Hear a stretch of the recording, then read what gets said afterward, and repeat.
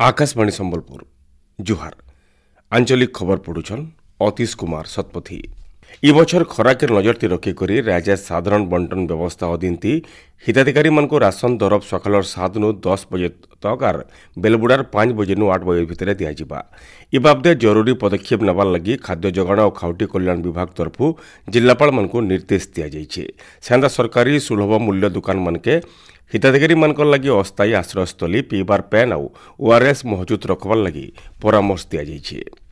देश निवेश हब भावे निजर स्थिति के राज्य बरकस करिछे।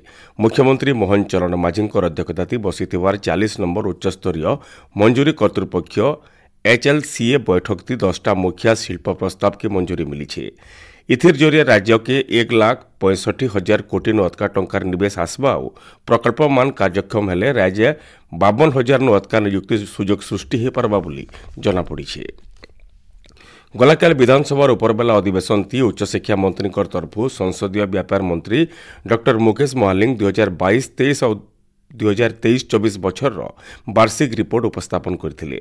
सेंता खाद्य जोगाण और खाउटी कल्याण विभाग 2025-26 आर्थिक बछर लगी विभागीय मंत्री कृष्णचंद्र पात्र 3,537 कोटी 76,52,000 टंकार खर्चा दाबी के आगत करथिले।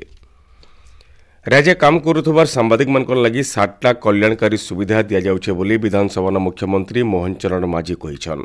भिन्न भिन्न गणमाध्यम ती काम करुथबार सांबादिक मानकु स्वास्थ्य बीमा योजना अधीनती चिकित्सा साहाय्य मृत्यु उतरु ताकर परिवार लोक 4 लाख टंकार आर्थिक साहाय्य सहित छुआ मानकु स्कूल शिक्षा लगी मास्क 1,500 और उच्च शिक्षा लगी मास्क 2,500 टंका देवार व्यवस्था अच्छे बोली मुख्यमंत्री कहिछन। सेंता स्थायी भावे अक्षम सांबादिक को 2 लाख टंकार साहाय्य देवार व्यवस्था रहिछे बोली भी मुख्यमंत्री कहिछन।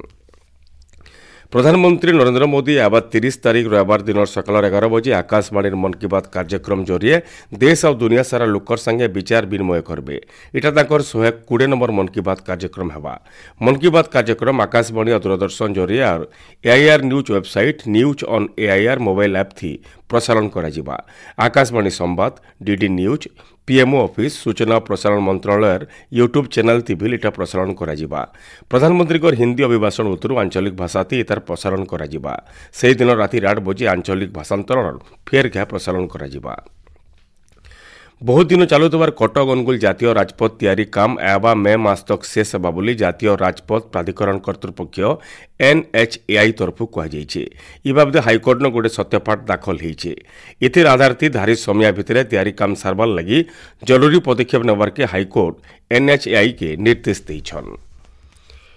ओडिशा दिवस अवसर में विशेष सरकारी रिहाती दर थी बयनिकार बिक्री गलाकालू मुहलीछे। समवाय हस्ततंत्र बयन हस्तशिल्प मंत्री प्रदीप बड़सामंत कार्यक्रम शुभारंभ करिछन। बयनिका हस्ततंत्र सामग्री प्रचार प्रसार और बुड़ाकार मानकर आर्थिक समृद्धि के नजरती रखिकरी इ पदक्षेप नियाଯାଇଛି बोली मंत्री कहिछन। आकाशवाणी संबलपुर केन्द्र हिंदी कर्मशाला हो जाइए। कर्मशाला थी गृह मंत्रालय अधीन थी राजभाषा विभाग तरफु प्रस्तुत अनुवाद प्रणाली स्मृति आधार थी कंठस्थ टूल इ ऑफिसर टिप्पणी एवं पत्र प्रस्तुति केन्ता ठीक भाव करा पारबा से बाबदे प्रशिक्षण दिया जाइथिला। कर्मशाला थी सरकारी महिला महाविद्यालय हिंदी प्राध्यापक डॉक्टर जयंत कर शर्मा व्याख्यान प्रस्तुत करथिले। केन्द्र कार्यक्रम मुख्य मनीष भट्टाचार्य अभियांत्रिक मुख्य संजय सरकार और केन्द्र कर्मचारी माने कर्मशाला थी भाग नहीं। देवगढ़ जिला प्रशासन और स्वेच्छासेवी संगठन मिलित सहयोग थी निशामुक्त भारत अभियान थी स्वेच्छासेवी मानकर प्रशिक्षण शिविर के जिलापाल कविंद्र कुमार साहू उद्घाटन करी जिला के निशामुक्त करवार लगी अभियान गोटे श्रेष्ठ चेष्टा बोली कहिछन। विश्व नाट्य दिवस अवसर गलाकाल संबलपुर महानगर निगम इलाकार भिन्न भिन्न नाट्यानुष्ठान मानकर तरफु विश्व नाट्य दिवस पालित हो जाइए।